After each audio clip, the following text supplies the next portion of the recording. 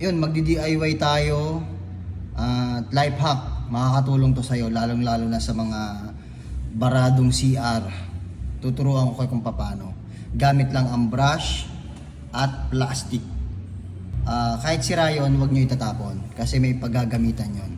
Tuturuan ko kayo ng konting-konting kaalaman sa mga baradong CR dyan. Eto siya. So mga boss, konting kaalaman sa mga, bibigyan ko lang kayo ng mga tips sa mga barado, mga CR, ganyan. So ang technique lang dyan para mas mapabilis, eto, plastic, tsaka yung brush. Yan, effective to mga boss. So yan boss, sa mga baradong tubig, inodoro, barado yan. So sa una, babalutan natin ng plastic yung brush. Okay. Nakita ko lang to sa YouTube mga boss ha. So, another plastic, babalot ulit.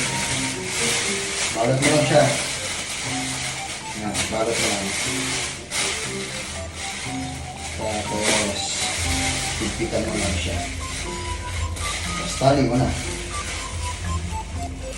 So sa paggamit naman ito dun sa cooking ng barado, wala namang tao dito sa office.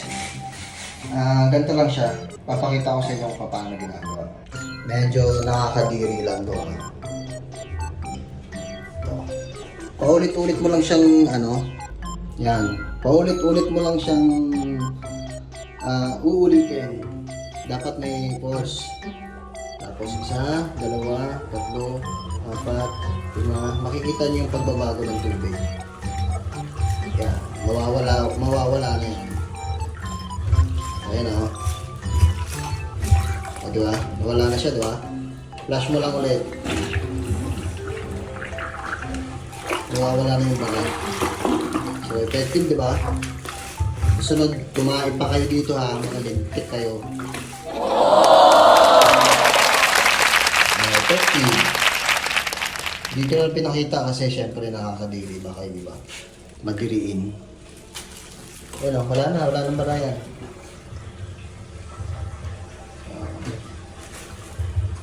Wala na. Inulit-ulit mo lang yung ganyan. Effective siya, diba?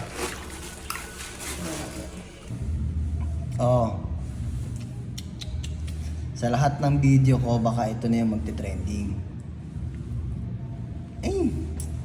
Wala namang tao, pero bakit? Alam mo na, pakitag mo nga yung tropa mong mahilig. Alam mo, hindi ko masabi eh. So, sige, hanggang dito na lang muna yung video. At pag may natutunan kayo, please like, share, and comment na lang din sa video na to. Bye-bye!